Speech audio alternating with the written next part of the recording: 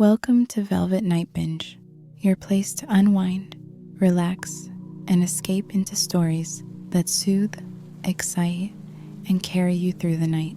Find a comfortable place to rest, let your thoughts slow down, and allow this story to guide you gently into mystery and calm. Now, let's begin tonight's journey to the house on Willow Lane. Chapter 1: The Veil of Evening. The fog rolls through Millbrook like a gentle embrace, transforming the familiar streets into something from a dream. You walk slowly along the cobblestone paths, your footsteps creating a soft rhythm against the weathered stones that have witnessed countless souls passing by on countless evenings just like this one. Gas lamps flicker to life one by one, their warm amber glow creating pools of light in the gathering darkness. Each lamp stands like a faithful sentinel, casting dancing shadows that make the old Victorian houses seem to sway and breathe in the evening mist. The air carries the scent of autumn leaves and distant fireplaces, of stories waiting to be discovered. This is a town that remembers, where every brick holds a memory, every window has witnessed both joy and sorrow. Every door has opened to welcome love and bid farewell to dreams. Tonight, the fog seems particularly thick, as if the very atmosphere is pregnant with secrets yearning to be told. You find yourself drawn toward the edge of town, where the newer developments fade away and the older, more mysterious streets begin. Here, the houses grow larger and more imposing, their architectural details more elaborate, their histories deeper and more complex. And then you see it, Willow Lane.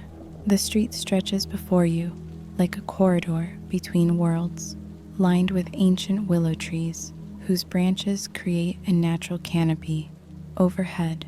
Their long, graceful limbs sway gently in the evening breeze, creating patterns of shadow and light that shift and dance across the fog-dampened pavement. Most of the houses along Willow Lane show signs of life.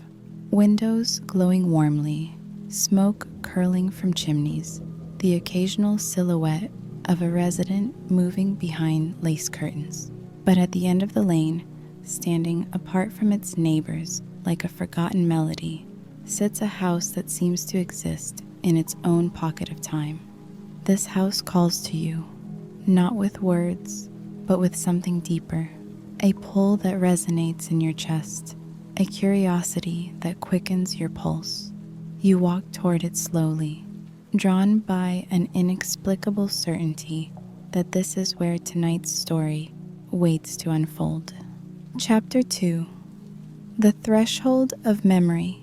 The house at the end of Willow Lane stands 3 stories tall, its Victorian architecture speaking of an era when homes were built to last for generations.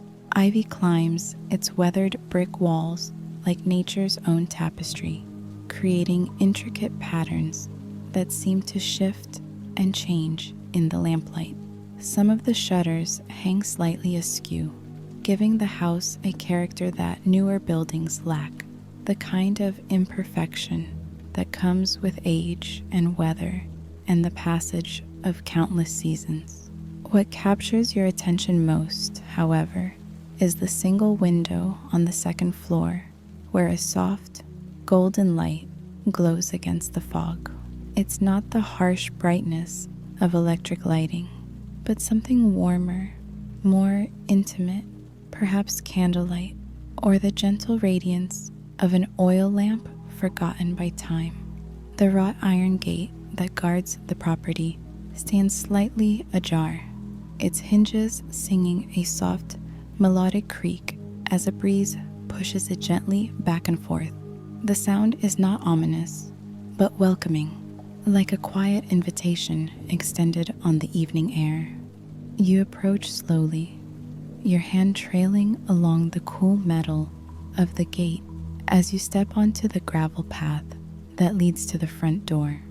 Each footstep crunches softly beneath your feet, the sound absorbed by the fog that seems to muffle the outside world, creating an intimate cocoon around you and this mysterious house.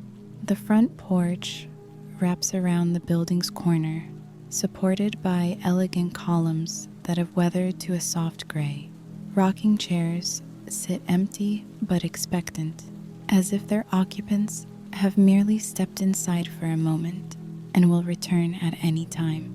A wooden swing hangs motionless from chains that barely whisper in the breeze.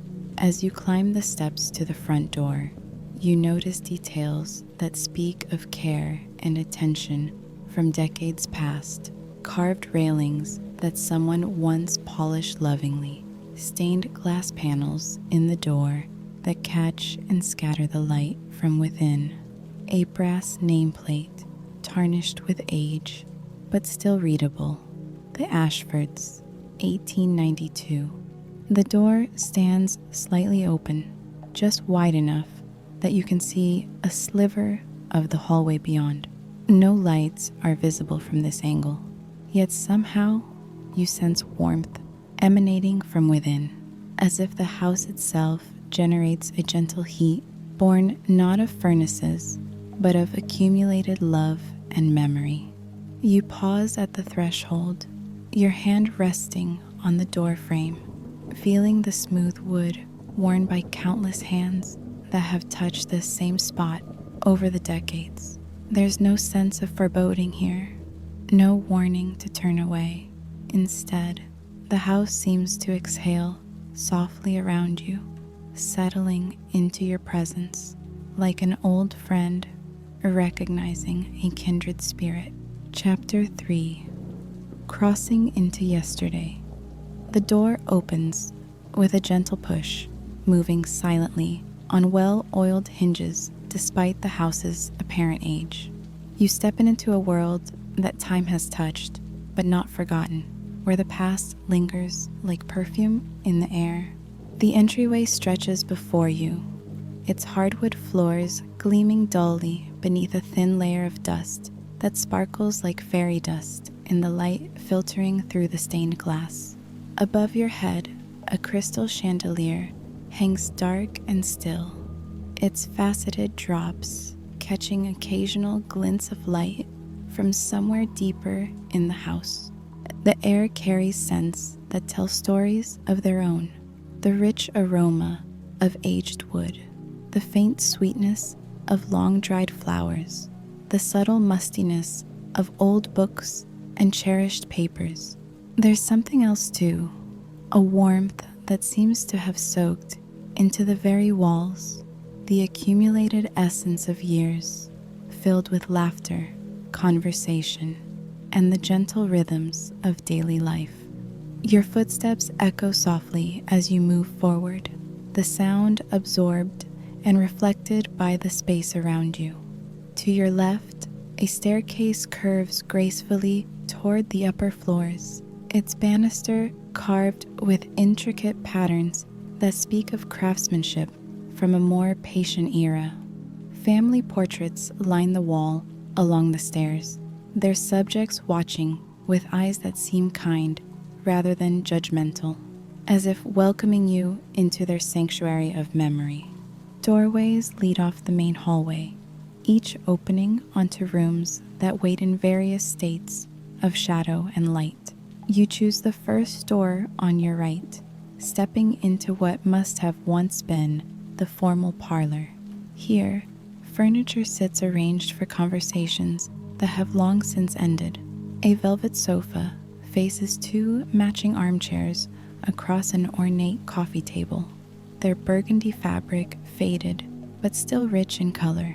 Heavy curtains frame tall windows that look out onto the fog-shrouded street, their fabric drawn back just enough to let in the soft glow from the gas lamps outside. On a side table, you discover your first clue to the house's story, a silver-framed photograph of a family. The image, sepia-toned with age, shows a man and woman seated with 3 children arranged around them. The woman wears a high-neck dress with intricate lace detail, her hair styled in the fashion of the late 1800s. The man stands with one hand resting protectively on her shoulder, his other arm around the oldest child, a boy of perhaps 12. 2 younger girls complete the family portrait, their faces bright with the solemn joy that characterized formal photographs of the era. But what strikes you most about the photograph is not the formal pose or period clothing. It's the unmistakable warmth in their eyes, the sense of genuine affection that transcends the constraints of posed photography. This was a family bound together by love, their connection visible even across the decades that separate their world from yours. You lift the photograph carefully, turning it over to find an inscription written in flowing script. The Ashford family, Christmas 1895. May love always light our way home. Chapter 4. Echoes of Devotion. With the photograph still in your hands, you move deeper into the house, each room revealing new layers of the story that lives within these walls. The dining room holds a table set for 8, as if the family were expecting guests who might arrive at any moment. Fine china catches what little light filters through the windows, and a crystal decanter sits half full of what might once have been wine, but has long since evaporated, leaving only the faintest purple stain at the bottom. The kitchen, surprisingly, feels warmer than the other rooms. Here, copper pots hang from hooks above a large wooden table, marked with the gentle scars of countless meals prepared with care. A cast iron stove sits cold, but somehow still radiating the memory of warmth, of bread rising and soup simmering, and the comfortable bustle of family meals. On the kitchen table, you find an old recipe box, its wood worn smooth by handling. Inside, cards yellowed with age contain handwritten instructions for Mother's Sunday pot roast and Clara's birthday cake and Papa's favorite apple pie. Each card is a small testament to the love that once filled this space. Recipes passed down and perfected, meant to nourish both body and soul. But it's when you climb the staircase to the second floor that the house truly begins to share its secrets. The steps creak softly beneath your feet, not with the groaning of decay, but with the comfortable sounds of a home that has weathered many years of faithful service. The hallway upstairs is lined with more family photographs, these showing the children as they grew, birthdays and holidays, graduations and celebrations. You follow their progression through the years, watching faces mature and change, seeing the family story unfold in frozen moments of joy and achievement. The source of the light you glimpse from outside becomes clear as you approach the end of the hallway. A door stands open to reveal what must have been the master bedroom, and within it, a single oil lamp burns on a nightstand beside a 4-poster bed. The room feels different from the others, more alive somehow, as if it exists in its own temporal pocket where the past bleeds gently into the present. Beside the lamp, you discover a leather-bound journal, its pages opened to an entry dated September 15th, 1903. The handwriting is feminine and elegant, clearly belonging to the woman from the photographs. As you read, her voice seems to whisper from the page. My dearest Thomas returns tomorrow from his business in Boston, and the children are beside themselves with excitement. Little Margaret has been practicing the piano piece she learned for his homecoming, And James has finished the wooden bird he's been carving as a surprise. Clara, dear Clara, has insisted on helping me prepare his favorite meal, though her enthusiasm far exceeds her culinary skill. How blessed we are to have found such love in this world, such perfect contentment within these walls. When Thomas carried me across this threshold as his bride 10 years ago, I never imagined that a house could become so much more than mere shelter. It has become the keeper of our laughter, the witness to our tears, the sanctuary where our love has grown deeper with each passing season. I pray that someday, long after we have passed from this earth, these walls will remember us kindly. Perhaps they will share our story with other souls who seek the warmth that only a true home can provide. Chapter 5. The Heart's True Dwelling. You sit gently on the edge of the bed, the journal resting in your lap, as the oil lamp casts dancing shadows on the walls around you. The room seems to breathe with memory, and you can almost hear the echoes of lives fully lived. Children's laughter drifting up from the parlor below, the soft murmur of late-night conversations between devoted spouses, the gentle sounds of a household settling into the rhythms of love and routine. More journal entries reveal the texture of the Ashfords' life together. Thomas's promotion at the bank, Clara's first day of school, Margaret's piano recital, James's acceptance to university. Each entry is suffused with gratitude and wonder at the simple miracle of family life, the daily gifts that wealth cannot purchase and time cannot diminish. But as you continue reading, you begin to notice changes in the entries. The handwriting remains elegant, but it carries new weight, deeper shadows alongside the continuing light. October 12th, 1918. The influenza has reached our town at last. Dr. Morrison says we must be vigilant, must keep the children close. Thomas has moved his office to the small room downstairs so that his clients need not enter our living spaces. We are thankful for this house, for its strong walls that shelter us from more than just the weather. November 3rd, 1918. James fell ill yesterday. His fever is high, but he is young and strong. Margaret plays softly for him in the evening, and Clara reads him stories. Thomas and I take turns sitting with him through the night. If love could cure illness, our boy would leap from his bed this very moment. November 20th, 1918. Our James passed from this world at dawn, with all of us gathered around his bed. The house feels different now, as if it too mourns the loss of his laughter echoing through its rooms. Thomas carved a beautiful wooden angel to mark his resting place, and we buried it with him, along with the wooden bird he made for his father's homecoming all those years ago.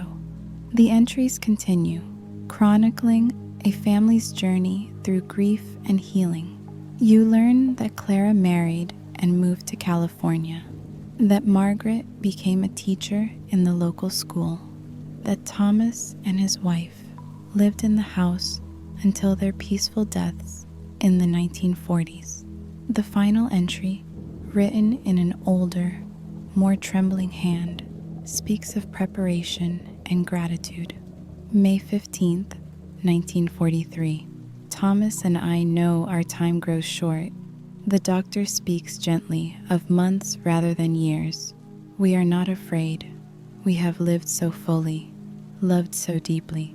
Our greatest sorrow is leaving this house empty, but our greatest joy is the certainty that these walls hold all our love, all our laughter, all our memories.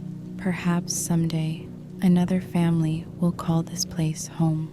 Perhaps they will feel the love that lives here still, in every room, in every shadow, in every beam of light that streams through these dear windows.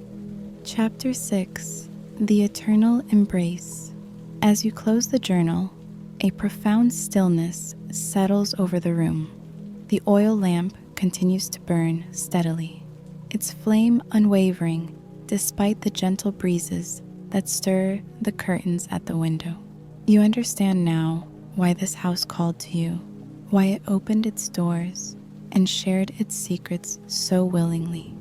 This is not a place haunted by restless spirits or tormented souls. This house is blessed with something far more beautiful. It is a repository of love so deep and genuine that it has transcended the physical realm, becoming part of the very foundation, woven into the grain of the wood and the mortar between the bricks. You rise from the bed and move to the window, looking out over Willow Lane, where the fog is beginning to thin. Through the mist, you can see the other houses on the street, their windows glowing warmly with contemporary life. But you understand that this house exists in its own special dimension, a place where the past and present meet in perfect harmony. As you prepare to leave, you feel compelled to speak aloud, your voice soft in the lamplit room. Thank you for sharing your story. Thank you for letting me glimpse the love that lives here still. The house seems to sigh contentedly around you, a gentle settling that feels like acceptance, like blessing. You leave the journal open on the nightstand beside the burning lamp, understanding instinctively that both will remain exactly as they are, waiting for the next soul who needs to hear this story of enduring love. You make your way downstairs, slowly, your hand trailing along the banister that has guided so many footsteps over the decades. In the parlor, you pause to look once more at the family photograph, and you could swear that their eyes hold a new warmth, a gentle acknowledgement of the communion you've shared. The front door opens at your approach, and you step onto the porch where the fog has lifted enough to reveal stars beginning to emerge in the darkening sky. Behind you, the house settles into comfortable silence, its windows glowing softly like benevolent eyes watching over the street. You walk slowly down the gravel path, through the gate that closes with the same melodic creak, and back onto Willow Lane. When you turn for one last look, the house appears exactly as it did when you first saw it, mysterious, inviting, patient, waiting for the next person who needs to discover that love never truly dies, that home is not just a place, but a feeling that can transcend time itself. Chapter 7: The Gift of Understanding. The walk back through Millbrook feels different now, as if you're seeing the town through new eyes. Each house you pass carries its own stories, its own accumulation of dreams and memories and love. The fog continues to lift, revealing a sky full of stars that seem to shine with particular brightness, as if celebrating the truth you've discovered. You understand now that the house on Willow Lane stands as a testament to something profound, that the love we create in our lives, the warmth we share within the walls of our homes, the care we pour into our relationships with family and friends, none of it is ever truly lost. It becomes part of the fabric of existence, woven so deeply into the world around us that it continues to touch and bless other souls long after we ourselves have moved on. The Ashford family found their paradise not in some distant realm, but in the daily miracle of choosing love over fear, gratitude over complaint, connection over isolation. They transformed their house into a home through the simple but profound act of loving deeply and consistently, day after day, year after year, until that love became as permanent as the foundation stones and as enduring as the oak beams that supported their roof. As you reach the edge of Millbrook and prepare to return to your own world, you carry with you the gift the house has given, the reminder that love is the only thing we create that truly lasts, the only legacy that matters, the only treasure that grows more valuable when shared rather than hoarded. The fog dissipates completely as you walk, leaving the night clear and peaceful. Behind you, Willow Lane settles into serene slumber, the house at its end glowing gently with the eternal warmth of souls who understood that home is wherever love dwells, and love, once kindled, burns forever. Channel outro. This was The House on Willow Lane. Tonight's story from Velvet Night Binge. Sometimes the greatest mysteries aren't about what we don't know, but about remembering what we've forgotten. That every home holds stories, every love leaves echoes, and every act of kindness becomes part of something larger and more lasting than we can imagine. If this journey helped you relax, rest, or discover something beautiful about the enduring power of love, I invite you to subscribe and join us for more stories each week. From romance to mystery, from fantasy to gentle tales of human connection, Velvet Night Binge offers sanctuary for souls seeking stories that soothe, inspire, and remind us of life's deepest truths. For even more soothing tales that carry you gently through the night, come back to Velvet Night Binge anytime your heart yearns for stories that feed the soul.